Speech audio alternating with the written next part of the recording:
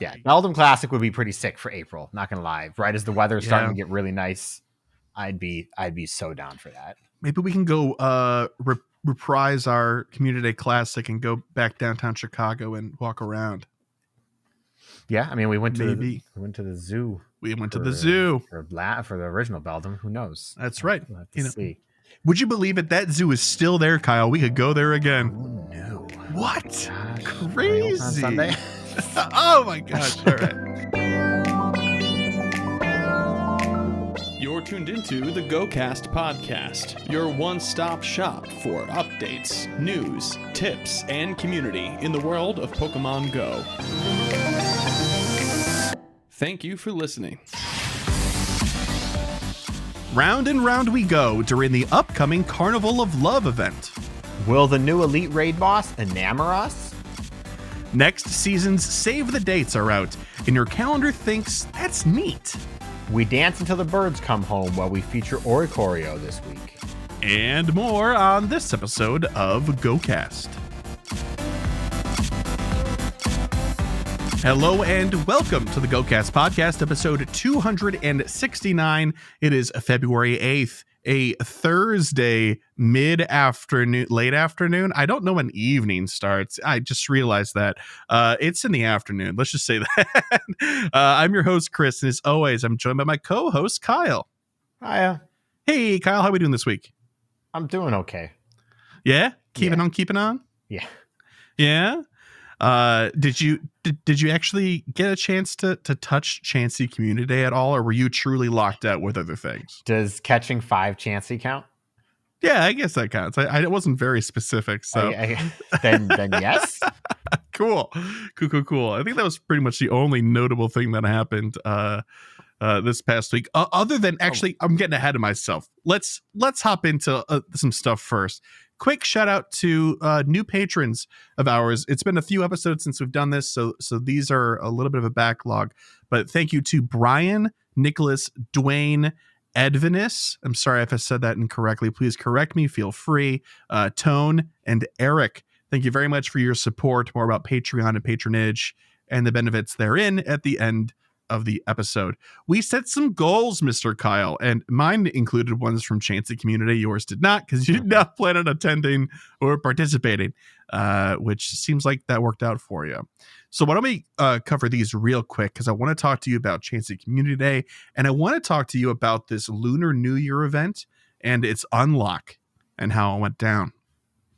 All right, so first, Mr. Kyle, you had gifting as a goal. Did you keep up this week? I did. All right. Not a crazy amount, but as much as I wanted to, so that counts. Did you send people gifts more than 2 days? Yes. Yeah, that's good. I'm currently waiting on somebody to either open or send a gift from me right now. Somebody unnamed. Somebody. We may hear from them later in the episode. Who knows? Buddy, progress? Yes.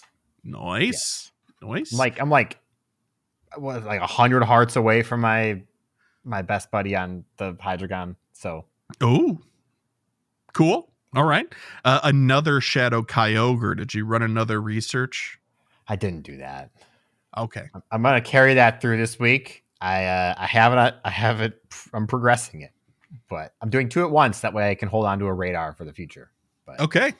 Very, very nice. Yeah. So 2 out of 3 for you, sir. Good work.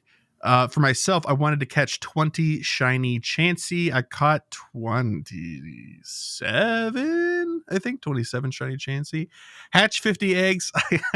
Last week, I hatched much more than that. Actually, I remember how many happening eggs I hatched altogether, but not how many eggs total I hatched. 173 for last week. I love 2-kilometer eggs, don't you? Yes, sir. 500,000 Stardust with the Stardust boost for the event. I most certainly hit that.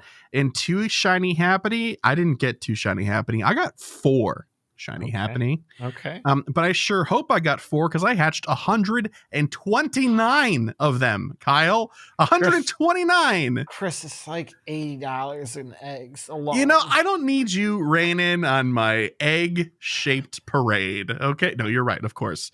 But I don't get this event very often, and I felt like, let's run it down. Let's do it.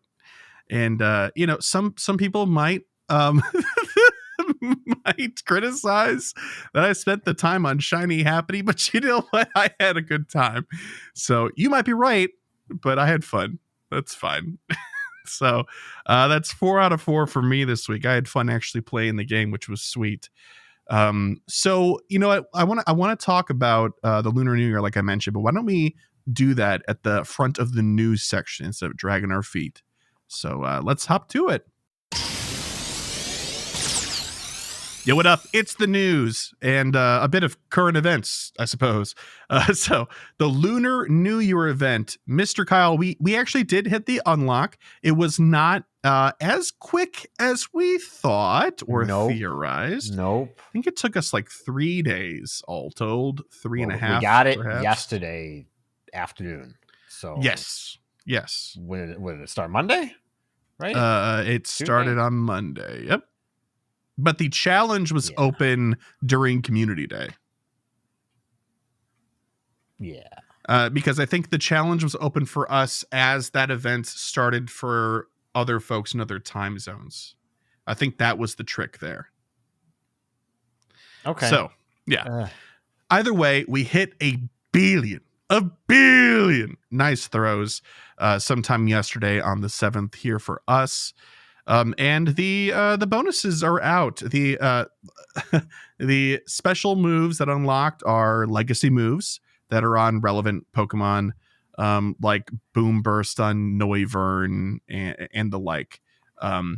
Draco Meteor, or is it Outrage? One of the I can never remember which one it is. That Salamence gets Outrage. And Dragonite, which is not here, gets Draco Meteor. Yes. So we had that, and then in addition to that, we also had wild spawns added, like Bagon, Phalanx, and a few others.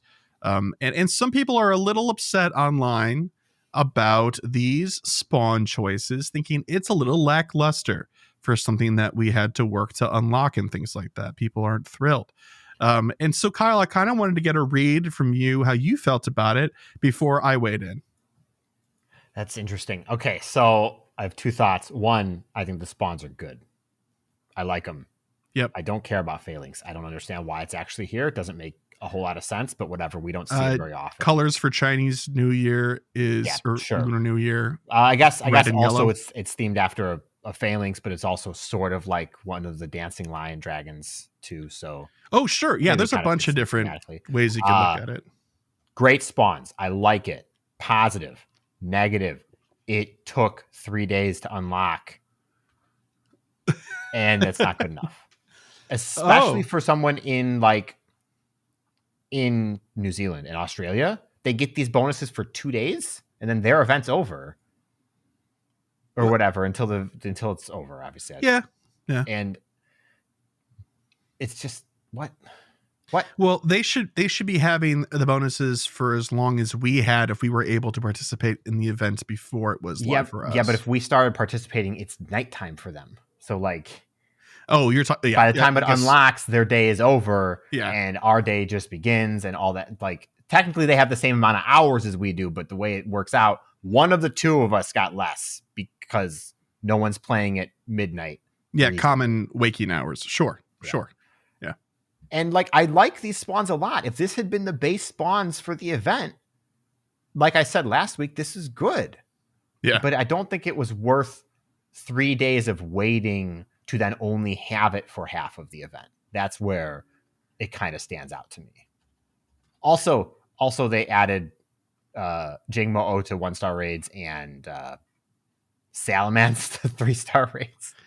Very nice. Salamence to 3-star raids. We love that. Bad. That's bad. Like Jingmo-O, if you want to be a crazy person and try and raid that for a shiny, not a shiny. So just real quick, I'm just going to say all of what it is really fast. We did just kind of breeze over it, but you can get Outrage on Salamence, you get Earth Power on Garchomp, Boom Burst on Noivern, Moon Blast on Altaria, Earth Power on Flygon. The raids were, as Kyle said, Jingmo and 1-star, Salamence and 3-star, and then for the wild encounters in their entirety, well, the additions, I guess. Tyrunt, Gibble, Bagon, Phalanx, Dino, Axu, and Dowermaka. Pretty solid. pretty solid, honestly. The only thing I was going to say is that I agree with what you just said, and I think people need to chill. I think it's fine. Is a billion nice throws a task? Sure, but there's a lot of us. I mean, like the most I saw on my list, my friends list from somebody that did it in the event was like 2,500, which is really hardcore. That's insane. Yes, it is. That's insane. Considering it was somebody that I thought had previously retired from the game, it was cool to see them out in force. But yeah, I think it's fine. I don't. Would it have been cool to see Drampa in the wild? Yeah, are they gonna do that? No, no. It's the chase, So, yeah, I think it's cool. I'm glad you think it's cool too. Yeah, this is a better spawn pool than the start of the event, but it doesn't feel like it was worth the unlock. In the past, unlocks have usually been much more significant stuff that affects your gameplay than just what Pokemon you encounter. Yeah. And obviously we knew exactly what was coming without knowing the Pokemon. So it's not saying it's a surprise or anything. I just don't think it should have needed to be unlocked. This just should have been the pool and have us unlock, 2 times Stardust for the rest of the event or whatever, like they usually do to reward people for continuing to play. Yeah, I think that's the thing that's missing here is some sort of like bonus, like 2 times Stardust or something.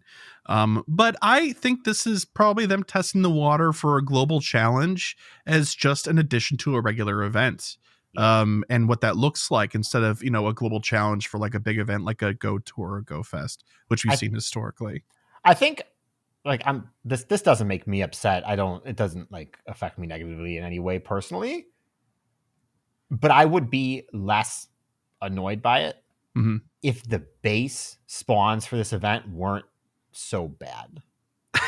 We talked about it last week, and now that we're in it, Jangmo is basically non-existent. Yeah, you I will basically say that, can't find one at all. Yeah. If you don't have a Pokedex that doesn't have one entered so you can see the shadow from far away, basically people are not finding this Pokemon. Yeah. And the other spawns are just meh. So like the new spawns are really interesting for the most part. And yeah. So like, okay, so the unlock made the event good, but the unlock still doesn't feel worth it. So what part do you think needed to tune? The initial base pool, the rewards for the challenge, or the challenge itself? I think the initial base pool and the rewards for the challenge are kind of inherently tied. If you want the reward for the challenge to be a change to the spawn pool, it hurts real bad when the event is so short. But is it short though? It's for an entire week. Well, yeah, I mean, but it's an entire week. But when it's 5 days, right? That's how long it was. That's 6 days technically, 6.5 days because it goes from 10 a.m. to 8 p.m. Yeah. But that's really short when you are forcibly splitting the event effectively. It's actually 2 3-day events is what this is. They just both happen to be featuring Drampa. And I think that's kind of the standout note for me in that. Cool, we get Drampa for 6 days, sort of, if you want to do Drampa raids. I do. I mean, I do too. And I've missed almost every single one that someone has sent me because I opened my phone in the raid. It's my goal this week because I need to make sure I get one over the next 3 days. How many have you done? None. Really? I've only had a handful sent to me. I missed the first 2, and the third one I didn't have any Poke coins, so I was frantically buying coins, and I missed Moo's invite. And I'm like, no. And then I had to put my phone away because I had other stuff going on, unfortunately. Gosh. But that standout is 6 days is a long time, 3 days is not. And it's really the 3 days that stands out. So either make the goal more obtainable, I guess, so that it gets done at the end of the first day, so it feels like we get a reward, or change the reward so that it's compelling for both halves of the event. That's fair.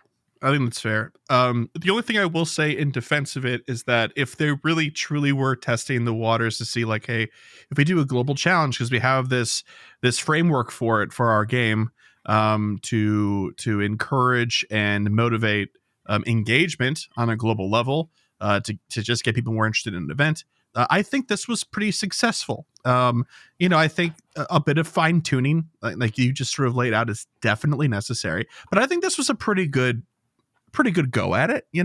For it not being a Go Fest or something, it was, people were engaged. It's fun to see a don't care leaderboard about of sorts. The challenge is fine. I like the challenge.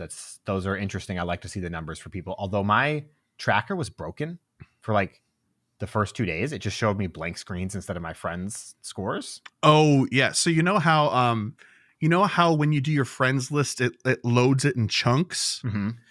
Something like that is going on in the background there, because I would always look for that number one player I was describing to see where they were at, because I thought it was incredible and very entertaining to a degree.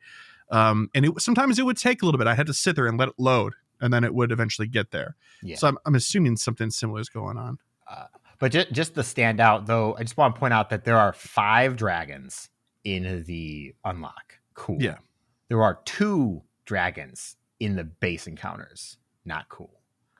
2.5. I'm not counting Jangmo. I don't care. So. Oh wait, in the base pool, which ones were they?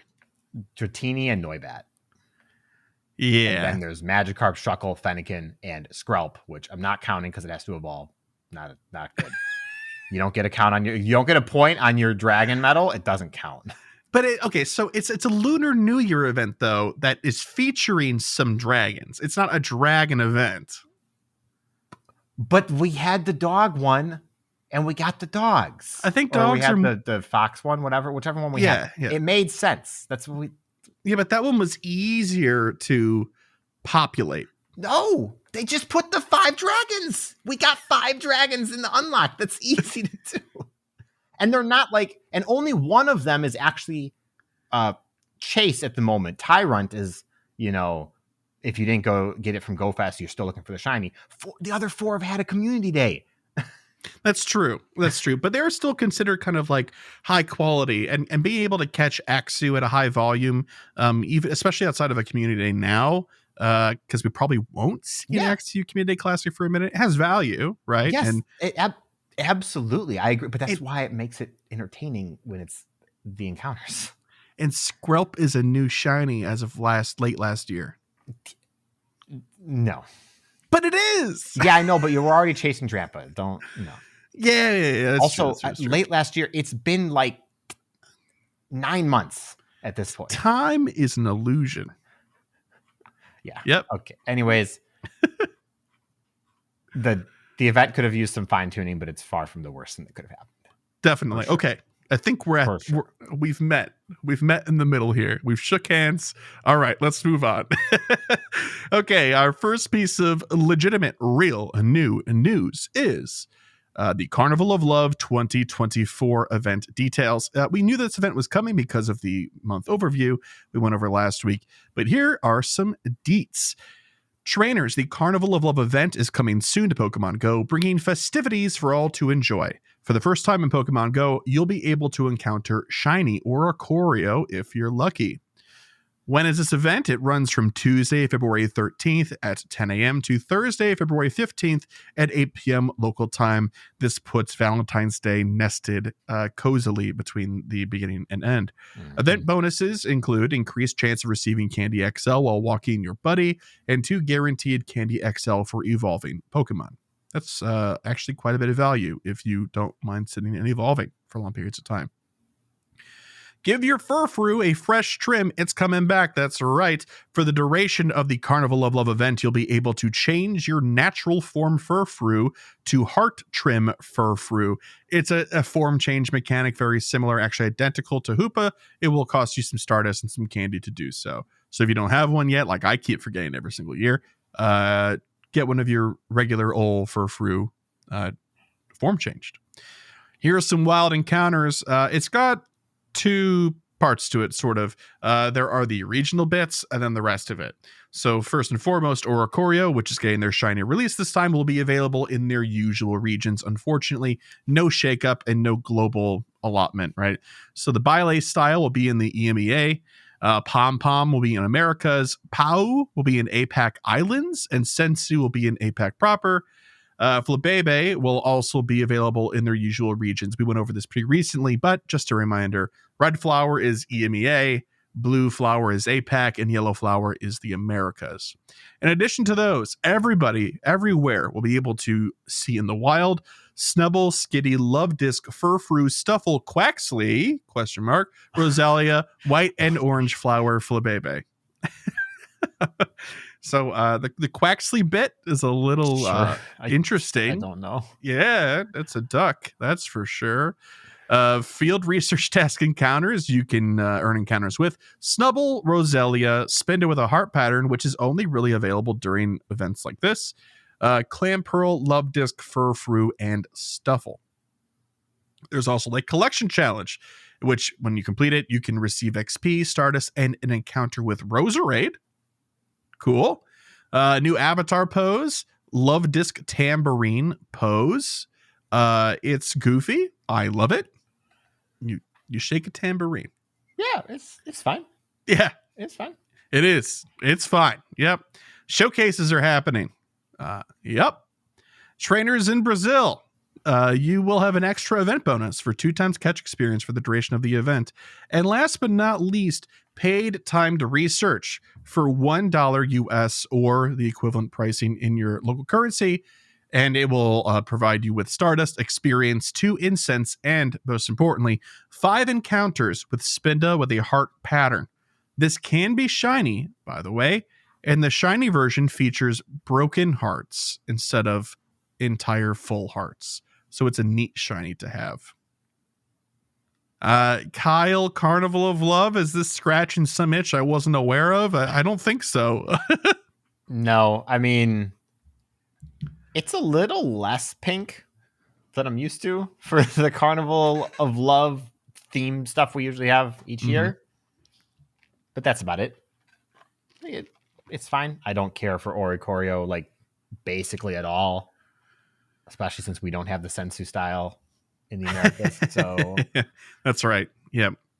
We'll cover more about Oricorio later. They might reveal why Kyle feels that way if you're not already aware.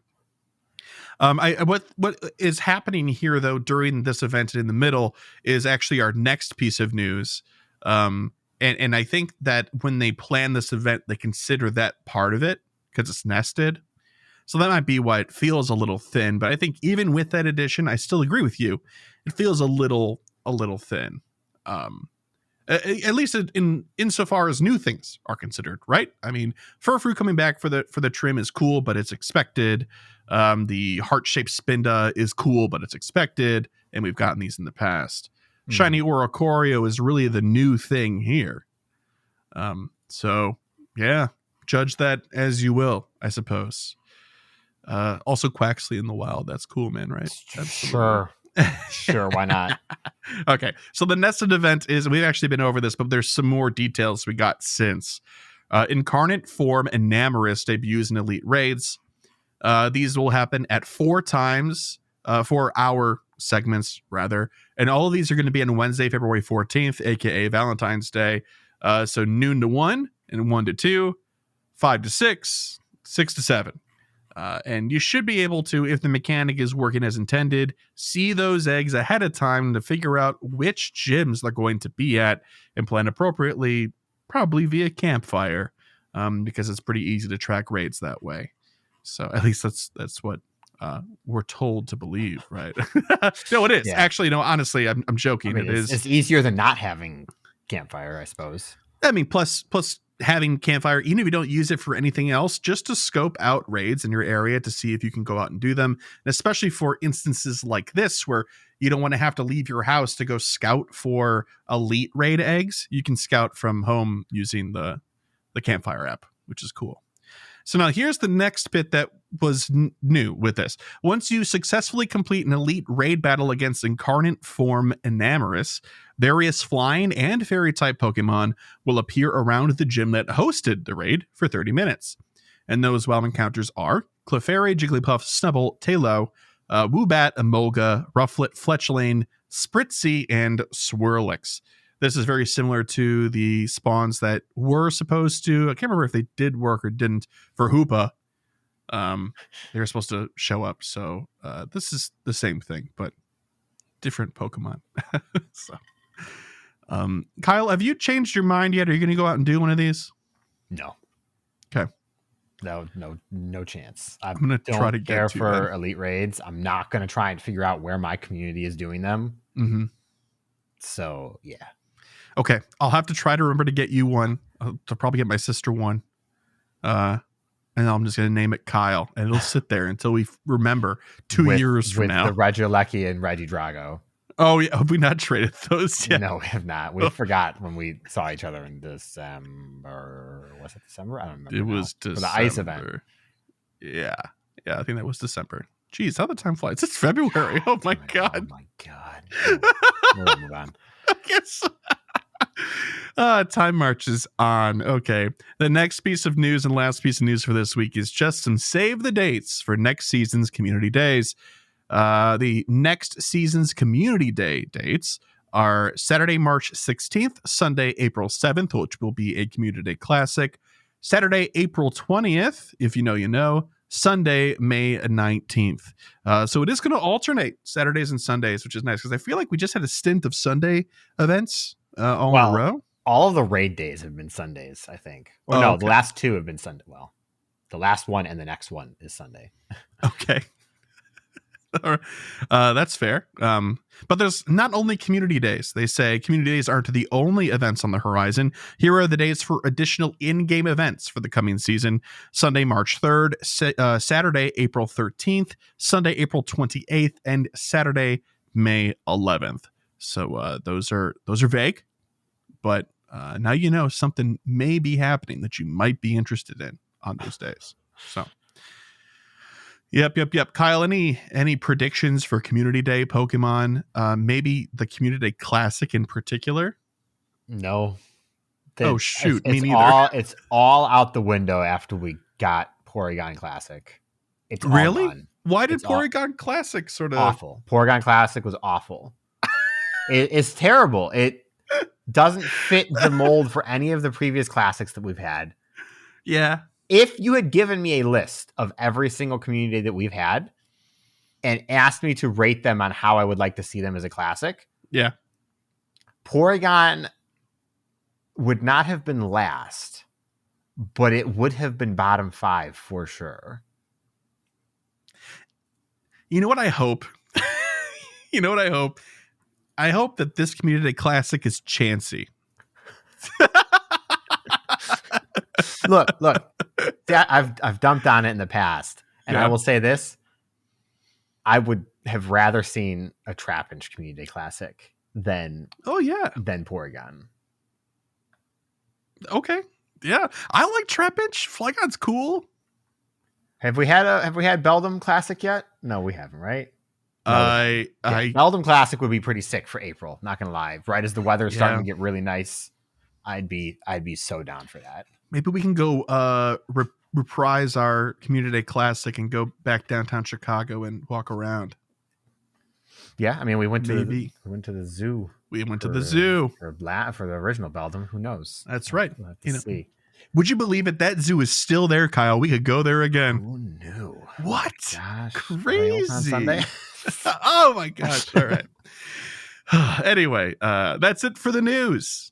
Do with that information as you see fit. We're not going to tell you what to do. Actually, no, we're about to. Anyway, it's time for Gear Up. So last week on Gear Up, I did a Sinnoh raid guide preparing for Sinnoh Tour. But this week, we're going to do a Road to Sinnoh raid guide. A little bit backwards because the Road to Sinnoh is actually coming up for most people probably shortly after reading this, more or less, right? Yeah. So it's next Monday, I think it starts. Yep. No, it starts the week after that, doesn't it? It's after Sinnoh Tour. So it's in a week and a half. Time is amorphous. It doesn't matter. We're going to start with Darkrai. Darkrai is mono dark type, makes it very easy. It's weak to fighting, fairy, also bug type, but I don't know why you would use bug type. So don't do that against Darkrai. Because you're eccentric and you love bug types? The list, in no specific order, but fighting type is very dominant in this category, unfortunately. Terrakion with Sacred Sword is by far the best option, and it's not really close. Then you have Machamp, Shadow Machamp, Conkeldurr, Shadow Hariyama, and Shadow Toxicroak. Just hanging out up there above Lucario, who's next. And, way down the list, there's Volcarona. What? Who is higher up the list than someone like Genesect. So, there you go. For bug type damage? Yeah. Against Darkrai at the very least. Wait, Volcarona is stronger than Genesect? Volcarona's real good. Huh. Also, just to throw in there, any various appropriate megas are going to be the top of the charts in all of these discussions. So if you have, good lord, like a Mega Pinsir will be a good option despite being bug. Also, Mega Rayquaza is on all of these lists. I want to point out all of them. Doesn't matter if it's super effective. It's top 5 to 10 in every single one of these traits. Yep. Next up, we have the suite of psychic types. Cresselia, Mesprit, Uxie, and Azelf, all mono psychic type. It's the legendary type, apparently. Mm-hmm. Weak to Ghost and Dark, and also Bug. And you have some options here, sort of. Tyranitar, clear winner. Dark type. Obviously, don't bring your rock Tyranitar, so they're not going to be doing anything. Chandelure, both regular and shadow. Hydreigon, Goldengo, Darkrai, Giratina, and Volcarona. Also, appropriate megas, stuff like Mega Gengar is still very good, Mega Banette, Mega Houndoom, as well as other appropriate shadows if you do have them. And once again, Mega Rayquaza. Not regular Rayquaza, just Mega. It's just that good. These last two raids have been a very reasonable trio if you're looking to do these short man. I don't think you can duo them, although maybe some very specific circumstances, level 50 counters and weather boosted and best friends might swing it, but it's rated at like a 2.08 or something, so just over duo expectations. Man, yeah, that would be so heartbreakingly close is what that means. But next up we have Heatran, Fire Steel, which makes it 4 times weak to ground, so ground. Also fighting and water if you want to, but the 4 times weakness is so important in Go that it's not really worth taking other choices. And for ground type options, we have Groudon, Landorus Therian form, Garchomp, Shadow Mamoswine, and regular Mamoswine, but it's much farther down the list. Rhyperior and Shadow Rhyperior. And as a note, because of the 4 times weakness, it's a pretty reasonable duo with like maxed out primal Groudons. Yeah. Not with regular counters, you still need 3, but if you have primal Groudons and you're willing to do a little finagling, you can do it in 2. That's always fun. And lastly, we have Giratina Origin, Ghost Dragon. Sadly, that also means 5 weaknesses. Oh my. Ghost, Ice, Dragon, Dark, and Fairy. No bug this time around. Bummer. So you have a lot of choices. So many options can be brought against Giratina. It's kind of crazy. Really just going to stick to dragons for the most part. It makes it really safe. Rayquaza, Dialga at this point if you have the origin form. That's the preferred. Palkia, also preferred origin if you have it. Salamence. And then other options, Tyranitar and Hydreigon. Hydreigon is like preferred to use a dark dragon combo of fast and charge moves, but no one. Snarl Dark Pulse, I think. No, it's like it's whatever its dragon fast move is, and then Dragon Breath, Brutal I think. Swing, I think is the preferred. Brutal Swing. I forgot that. So yeah, don't do that though. That's just embarrassing. You can just bring your double dark and it'll be just fine because it's still very good. Really, so many things work against Giratina. You don't really have to worry too much about it. Yeah. Don't bring Granbull though. That probably is really low on the list of fairy type counters for a Giratina fight. What if you only have an army of Granbulls? I mean, if you have 6 level 50 Granbulls, you'll probably like do just fine against Giratina. Yeah. But yeah, Also, this is technically of the 4 that I've listed here, the hardest raid in terms of like difficulty rating. It doesn't make it very hard. You can still do it with 3 without too crazy difficulty, but just worth noting. Technically. Numerically. Ooh, I was told there'd be no math. I left out all numbers. Thank you. Yeah, it's kind of funny that the one with the 5 weaknesses is technically the most difficult. I guess because it doesn't have a 4 times and it has a higher than average. It's so tanky. Tanky. Yeah. Cool. Well, there you are, folks. You're ready to tackle the week full of raids on the Road to Sinnoh event. Cool. So we're going to take a quick little break here, and then we'll be back with Pokélore. Welcome back. It's Pokélore time, and this week we're going to be covering Oricorio, the dancing Pokemon. So Oricorio is an avian Pokemon that can change between 4 markedly different forms. The form it takes depends on the kind of nectar it consumes. All forms have a light pink beak, thin legs, and dark eyes with white pupils. The feet have 3 toes in front and 1 in back, and the beak curves downward. Oricorio is the only known Pokemon capable of learning the move Revelation Dance, which changes its type according to Oricorio's style. It is also the only known Pokemon that can have Dancer as an ability.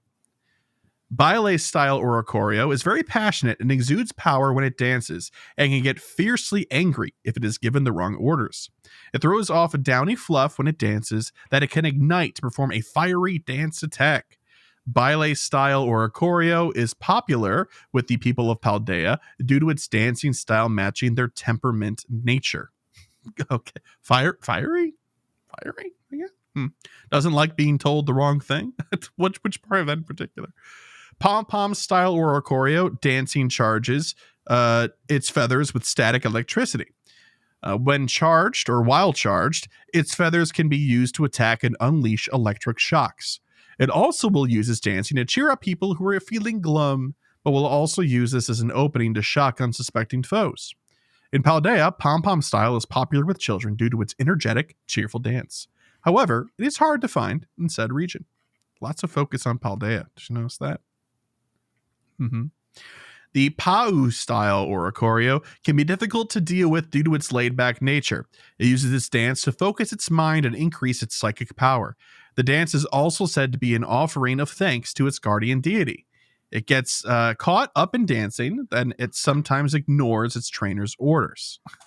In Paldea, the Pau style Oricorio is popular due to being used to maintain health. However, it is hard to find in said region. It is more commonly seen in the terrarium. If you've played the DLC, you know. Through its dance, it draws nearby spirit. This is for the Sensu style. Through its dance, it draws in nearby spirits and borrows their power to fight. Its dance reminds people who migrated from Kanto of their homeland. There's so much like ghost and death references. I think it's because of all the Lavender Town stuff for Kanto. It's gotta be, right? Yeah. In Paldea, Sensu-style Oricorio is popular with adults due to its elegant, attractive dance. However, it is hard to find in said region. It is more commonly seen in Kitakami, which is the first DLC. All right, so stats. Here's the deal. Each form has a unique typing, but it's always paired with flying. So the first, Bile is fire, Pom-Pom is electric, Pau is psychic, and Sensu is ghost. And then secondary type is flying. They all have the same base stats as far as I know, at least in Pokemon Go. That's the way it bears out. And they have the same CP as a result. So max CP for all of them at level 40 is going to be 2333. At 50 is 2638. Stats are 181 stamina, 145 defense, and 196 attack. And funnily enough, the best move sets to run on these are all the same flying moves. So best moveset is Air Slash with Aerial Ace and Hurricane on the back burner, just in case. I cannot speak to whether or not this Pokemon is good for PvP. I would go out on a limb and say it's not a great flying type to bring for PvE DPS, considering we live in a post-Mega Rayquaza world. Yeah, So, It doesn't have any real purpose. yeah. But it's a fun Pokemon with a cool mechanic, and it's neat to celebrate dance like this and highlight it. It could have just so easily been a singular dancing bird, right? That just does like one or two dances or puts them all together. But the Pokemon Company went through, or Game Freak, or whoever made these designs. I can never remember where to point the fingers to, but they did a good job breaking these up. I think it's fun. It's cool. Makes sense for a regional too. What about you, Kyle? I know you said you're not a big Oricorio fan, but do you have some appreciation for Oricorio? I think that its form changing is cool, which we don't have the form changing in Go, but it's the idea behind it in the main series games, at least. Just kind of strange because, like, why wouldn't you have the form changing now that we have it? But don't worry about that anyways. My biggest critique is that it suffers from what a lot of Pokemon suffer from, in that it's one stage. So despite having 4 forms, it feels almost unfinished to me. Each of the forms feels like it feels underdeveloped or underdesigned, maybe, for me.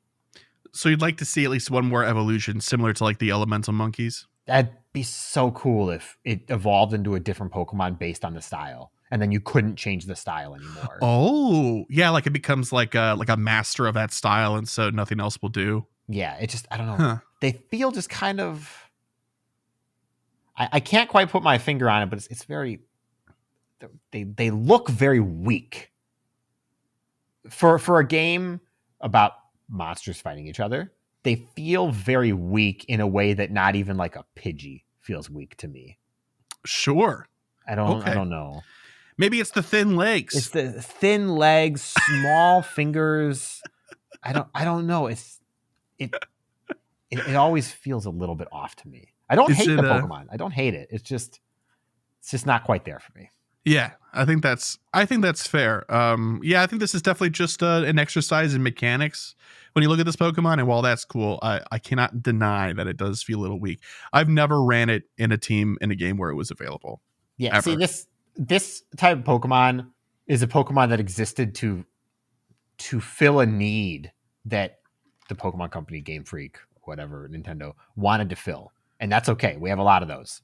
Yeah. But it's like, this is not the type of Pokemon that you caught and you're like, this is staying on my team for the rest of its life. I am never not taking it off. Yeah. I'm sure there are people out there who feel that way. Don't get me wrong. I mean, if you love dance, I'm sure, especially if you identify with loving a particular type of dance that these Pokemon represent, then I could see this being your favorite, right? But as far as like, I don't know, efficiency and legitimacy when it comes to like being analyzed for use, no. Yeah, it's a strange one. Also, in Go, it only knows flying moves. I just had to go double check. Yeah. So, and pound. So it knows flying moves and pound as far as I can see. So like, you can't even take advantage of its kind of unique difference in typing. Yeah, it would have been totally could do. I imagine nothing would actually save it, but like they could have done it. There's no reason not to do it. And since they don't change forms in Go, it would have been cool if they had like a community day or an Oricorio community day and save the shiny for that. Mm-hmm. And then each of the types had their own special move. But then they would have gotten rid of the regional aspect of it probably because nobody wants to go out and catch 800 pom-pom here in the Americas, right? So I get that. But hey, that is Oricorio, which means the Bele shiny is so good. Yeah, it's very good. It's black and red instead of red and black. Oh, that's pretty dope. The other Pom Pom and Pau close enough, not very good, and then Sensu is pretty good. Basically all of the colors invert, which is a good shiny. We love that. We love a good shiny. Okay, it is time now for PokéPoll. So last week's PokéPoll was, aside from a Go Fest, Go Tour, or Safari Zone, what other sort of regular in-person event would you like to see? Bonus points for creativity. First response is from Ghastly Girl, and they said, probably sounds weird as an event, but time-space distortion. Have them set in a few cities at a time and set a specific area for the distortion. For example, city limits. Had the focus be on regionals, not from that area, and bring back time-limited Pokemon, such as the clones, Armor Mewtwo, New Year's, Day of the Dead, random costume Pikachus, etc. That'd be fun. And fill out the rest of the spawns with random rarer stuff. That'd be really cool. It would be sick. And then people were like, oh no, my Pikachu with the hat that was only available for 2 days, its shiny is being devalued. Yeah. Whatever. Whatever. That's fine. Oh, that's how this goes. It's a mobile game, folks. Did you forget? The next was from Rotten Tanuki, and they said, maybe have another event that specifically is done locally. Not everyone has the cash to burn to fly to a major city and stay for a weekend to play the true version of an event. So we really don't need another one of those. Have a ticketed event that uses the route system to explore routes that you've not previously done. Along the route can be boosted shiny rates, event-specific Pokemon, and reduced egg hatching distances. Yeah. At the end of the route, Mateo could reward extra Zygarde cells and one cosmetic item of Mateo's costume, culminating in his glorious beard. I'm sold. You had me at beard. Yeah. Okay. Yeah. I think that's perfect. I think it would require routes being filled out a bit more and maybe more stable, which they largely seem to be sort of at. But I think a little bit more time wouldn't hurt. Yeah. Then I'd be a couple years. I think it might be fleshed out enough for that to be a concept in 2026. And I'm not saying that as like a joke. That's genuinely being that could be a thing for sure. Yeah, but I like the idea of this event. It's a good idea. Next one's from Slip Slimely, and they in the form of an email, and they said, "Hey GoCast crew, Slip Slimely here again. I wanted to pitch my thoughts on this week's PokéPoll. Firstly, can I say I'm shocked it's taken us this long to get HMs in the game? Sure, we never needed Pokemon using Surf to cross bodies of water, but to have gone this long without letting us use Pokemon moves to affect our environment is kind of surprising to think about." This is actually, I'm sorry, I forgot to note, this is an answer to the Adventure Effects question from the week prior. Yeah. Yes, but it was so great, I wanted to include it. Secondly, we have so many Pokemon that are gods of X or Y or Z, quite literally with Xerneas and gang. It'd be really cool if they felt more like actual important Pokemon instead of raid fodder. So my big thought would be adventure effects that boost type spawns. The Tapus could all use Nature's Madness and summon a terrain that boosts the spawn of their non-fairy type. So like Tapu Koko would boost electric spawns. Mm-hmm. Darkrai could use Dark Void and make it appear like it was nighttime in-game, boosting nighttime spawns. Just neat stuff like that. Give me a reason to raid these Pokemon beyond shiny hunting while giving me agency as a player. Just imagine an event rolls around, the new shiny is Grass Fairy, and the rest of the spawns in the pool are Pure Fairy. You can use Tapu Bulu to boost the Grass-type spawn rate, effectively letting you method hunt the new shiny and go. Oh, yeah. Sorry for the massive email. Just wanted to share something I thought up and got carried away typing again. Shiny vibes to you all. Have a good one. Yep. Again and again, anything that gives the player more choice and more agency to affect how the game is played is good. Yep. Yeah, I mean, I like the idea though of affecting the terrain in some way, and it would be really cool if the game could support that. Yeah, it'd be a nice way to implement that sort of stuff. Like we talked about weather effects last week prior, one of those two, and this would be good for the terrain effects, moves, etc. Yep. Mm-hmm. Now we're back to regular answers. The next answer is from Nathan. They said, "Hey GoCast, it's Nathan. I'm a new listener. I've only listened to 3 episodes, but I've loved every episode I've listened to so far.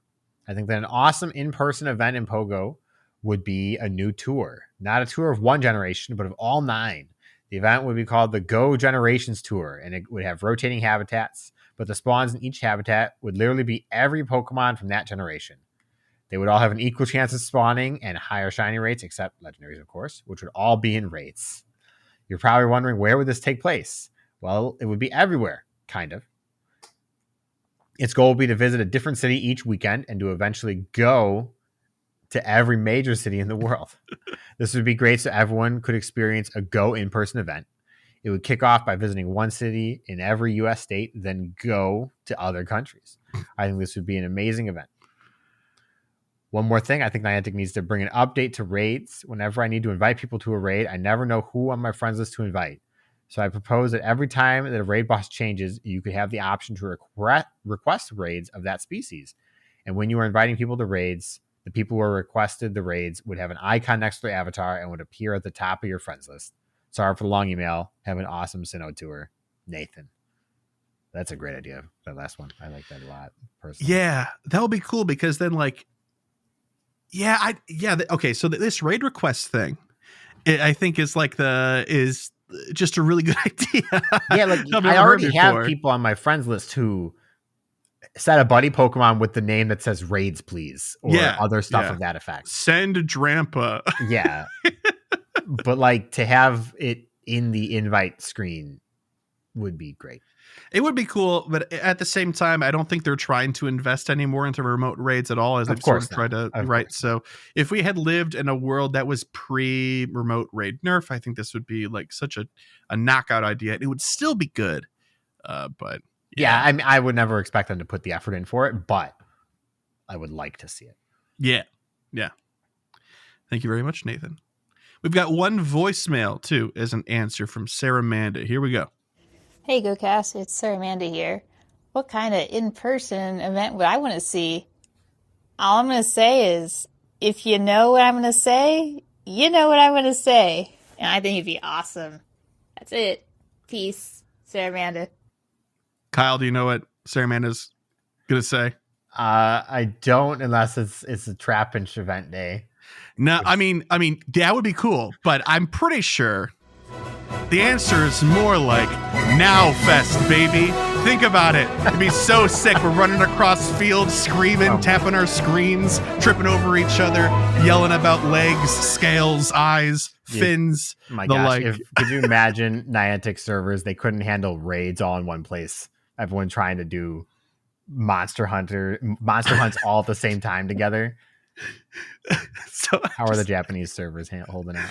I wonder. I really do wonder. I don't know. I see the nearby screenshots, 127 hunters. So jeez. Okay. So the one big difference between a Go Fest and a Now Fest that I'd be really interested in is that used to people cosplay at Go Fest all the time. People cosplaying at Now Fest, first of all, those costumes would take up twice the amount of volume as regular clothes. So it'd be standing room only, and everybody's covered in styrofoam. Like Monster Hunter cosplayers are next level. It is crazy. It is. They have to do some serious cosplay magic in order to make some of those huge weapons and pieces of armor even work, you know? Yeah. Thank you very much, Sarah Amanda. Appreciate it. Also, send me a gift, Sarah Amanda. It's going to be too late by the time you read this, but this week's PokéPoll is, when a large event rolls around like GoFest, what is your top priority with your game time? So this is sort of a roundabout way, I suppose, of asking what sort of stuff in game you enjoy. But I feel like it being in the context of an event might change some people's answers. Because some people play their games solo, like they just love going out for their daily incense and catching Pokemon, and that's what they do. But during an event, they might do something different, and for different reasons. What about you, Mr. Kyle? What's your top priority for live events, especially big ones? Generally speaking, I usually have one shiny that I want. That's usually what happens. Is I've seen everything that's spawning and I'm like, this is the thing that I really care about. It doesn't have to be super rare. It could be new. It could not be, but that's what I want. And I usually play for that. And then I finish everything else kind of in the background. Last GoFest, it was Golett. I want Golett. I played for Golett, and that's what I did. And then everything else was secondary for the most part. Yeah. Yeah, that's true. That's true. I feel like I agree with you, but I also feel like I have competing priorities. And you accuse me of this very, very often. And you're right, that I try to do too many things. Far too many things. I'm like, I want to catch the Snorlax with the cowboy hat. I want to catch another Snorlax with the cowboy hat because I got to bring one home to my sister. And then like, I want to make sure I get all the new event shinies, yada, yada, yada. And you're like, focus. Yeah, you definitely, you spread yourself too thin and like, you don't see the biomes and be like, all right, where can I stay? Nope, I don't. What can I do during each of these hours or whatever, if it's a global event. So I'm just going to say my top priority for my game time is to make sure that when I leave that event, I have the least amount of FOMO left possible. That's pretty much it. So anything new, I try to go for that sort of stuff. And I don't really grind old stuff. I fixate on whatever the new thing is. Anyway, if you, dear listener, would like to answer this week's question, which was, once again, when a large event rolls around like GoFest, what is your top priority for your game time? You can answer that question. We posted on X via @GoCast Podcast. If you're a patron of ours, we have a channel in our patron Discord called PokéPoll, and you can answer there. If you're watching on YouTube, you can leave it as a comment. If you're listening on the Spotify mobile app, you can interact with this episode directly through one of the tabs. I believe it's under the poll or the question tab. I don't remember what it's called. You can also send us an email to mail@gocastpodcast.com or call via our voicemail line at 262-586-7717. And speaking of emails and voicemails, Mr. Kyle, it's time for emails. That's right. And we already played a voicemail, so no other voicemails besides. So one email is from Maxitron. They said, "Hey, Chris and Kyle, I've been meaning to write in about the past few events and the one currently upon us in the form of the Lunar New Year event. I think I finally figured out how to express what these events are and the one event they were before. Legends tell of hero twins that lived in a land embodying the ideals of what trainers wanted and the truth of what can be provided. This legendary event in the past was called Twinkling Fantasies, and it featured all released dragons and fairies, 2 times catch experience for nice, great, and excellent throws, and increased candy and XL candy for the above-mentioned throws. There was plenty in the land and peace. Now, a year later, these twin heroes are nowhere to be found. We are left with a somewhat dazzling dream and a billion nice throws nearly at the end of Chansey Community Day for a release of dragons that may not even be unleashed. In the hollow of the loss of this fantasy event, we pour money in $2 and $5 amounts, hoping to fuse rewards with one or the other event. Powerful for rewards, sort of, for sure, but nothing like the rewards of yesteryear. Lights fade and Kabuki dancers pause before shuffling off stage." On a side note, I think the bonus candy XL from Mega Evolutions and from Community Day has been nerfed. I remember being able to get the XL I needed from 0 to 300 in about 30 minutes of fast catching. For Community Day, I didn't have time or desire to play much longer than that. That worked. Now I went about an hour with the same playstyle and almost had enough to max one Pokemon. Purely anecdotal, or have you noticed this as well? I don't have a big enough sample size. Let me just check my Chansey XL really quick. I can tell you. What was before Chansey? Again, what did we just have? I couldn't tell you. Oh, okay. But I have 1,132 Chansey Candy XL right now. And I haven't transferred any of them. How many did you catch? Approximately? Like 800. Okay, it depends on how much you started with, I suppose. Oh, I'm so sorry. I lied to you. I did transfer them already. So a lot of that was from that. I think I had like 100 some odd prior. So you got, let's say you got 150 from transferring them. Let's give you the really low end. Okay. So you got like 850 from catching 800 okay. of them? I took a screenshot because past Chris is much more intelligent than present Chris. I had 74 Chansey Candy XL, and then post catching and transferring, I had whatever I said, 1,100 something. It's a lot. But I played all 3 hours, so. It is. It's not that insane, though. That's still slightly below 1 per, and you were using a Mega 3? I was, yeah, my Pidgeot. Also, I suppose the point in your favor is that the Happiny eggs also had a chance of giving you XL, and I hatched 129 of them. And you're usually between 1 and 3, I think. I think so. Either way, it's no small amount. This is all very napkin math here, but you did not get very much XL for how much you did. I will say that. Probably. Especially when you factor in eggs. Yeah. But they're 2K eggs. But still, yeah. I don't know. We'll have to maybe pay more attention. Especially for like... No, because Sinnoh Tour has too many different spawns to keep track of. You just pick one, and then you go for it. Next Community Day, we'll try and make a more concerted effort to figure that one out. Yeah. At least. Sure. A little more to the email here. My answer for the adventure effect PokéPoll is this. I want one of these gourmand or food providing Pokemon that either automatically bury a Pokemon or passively heal your Pokemon in the background. Miltank, Greedent, Snorlax, Tropius, and probably a few more all have the potential here for that move. Maybe even an aromatherapy type Pokemon too. Ooh. Anyways, thanks for reading this long email. Shiny vibes all, Maxitron. So my only 1 point here is, while I like this idea, this is like what abilities should be in Go. Yeah. And I don't, and it's almost not big enough for the idea of an adventure effect. I'd love to see Pokemon like you catch it and it has a 20% chance to just have the ability to heal itself with a berry or something like that. You know, just having unique abilities to go, in fact, because obviously they all don't transfer.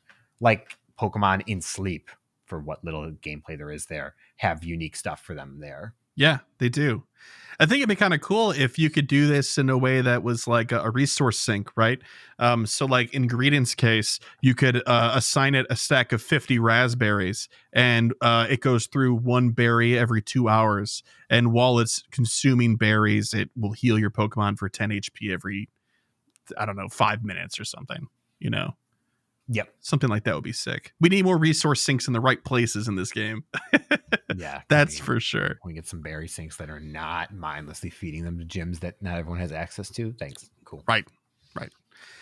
Well, anyway, if you, dear listener, would like to send us an email, just like Maxitron did, or a voicemail like Sarah Amanda did in the PokéPoll section, you can do so. Send us emails to mail@gocastpodcast.com or leave us a voicemail by calling 262-586-7717.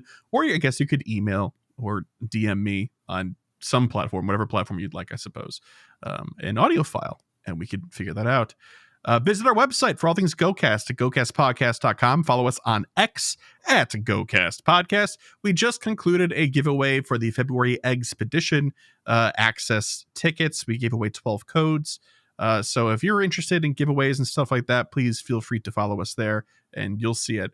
If you'd like to help support the show monetarily, you can via Patreon. That's patreon.com/GoCast Podcast, where a $1 a month gets you access to our Discord server.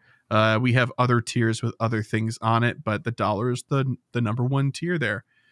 So speaking of patrons, shout out to our elite trainer tier patrons. Thank you super duper much to Bo, Daniel, Lori, Michael, Ozzy, Arkham, Marvin, and Mimi, Sforza, Rasui, Ryan, Thayer, Jason, Justin, Charles, Modders, Lee, William, Brandon, Ethan, Steven, Nick, our favorite listener, Drew 2, Camo, The Ugly Rock, Jacob, Victoria, and Sarah Lore. Thank you so much for your generous support and helping us keep the digital lights on, in addition to many other things. You can also leave us a review. That's free and helps us out immensely, so please do so if you can. I think that's it, Kyle. We just got to set some goals, man. This has been a lickety-split episode. Oh my God. It's real. Wow. I felt like we spent forever in the news and then everything. Nah, we were cruising this time. It was pretty straightforward. But let's keep our goals interesting, I suppose. I like what I see going on for you. What are you doing this week? All right. I'm going to continue with my gifting and buddy progress. Also going to try and get that Shadow Kyogre this week. That means more rockets. I'm going to get a Hisuian Decidueye. Shiny not or not? Just regular. Not shiny, just regular. Okay. I'm working during the day because it's Sunday. I didn't take off. So not too worried about the shiny. Shiny is not that great in my opinion anyways. So I just want the regular one. I'll probably do a handful, what people send me while I'm at work or whatnot. But yeah. I'll send you a few at work or whatnot. Okay. All right. For myself, 2 shiny Hisuian Decidueye. Every time I go more than 2 on a raid day, I'm always very frustrated with myself. So I'm going to set a goal of 2. 1 shiny besides. Hopefully it's an event shiny. Hopefully it's a Drampa. I've done 11 raids, which isn't a lot, but I feel like I'm coming up on a where's my shiny at level of raids. I want to keep up with gifting. Hopefully if I'm good at it, I can surpass Kyle. But fingers crossed. And then 250,000 Stardust, which should be doable within the week. So great. We'll see you guys we will see you all next episode for episode 270. And good luck this weekend with your Hisuian Decidueye raids, and good luck with the end of your Lunar New Year events. Oh gosh, hey, at the LA Go Tour event, they don't have a map out or anything quite yet, and the weather is looking kind of wild, like really rainy. But my plan so far for meetups is to do it in the golf course both event days, Saturday and Sunday, probably around 2 p.m. Wherever the official meet and greets are happening, it'll be around that. So hopefully when we get the map, I can say more specifically on here if we manage to get a recording done when we have that information before the event, and /or on social media on X. So check it out there. Hope to see you there if you're coming. And if not, hey, Global's going to be sick. Until then, see ya. Bye-bye. Bye.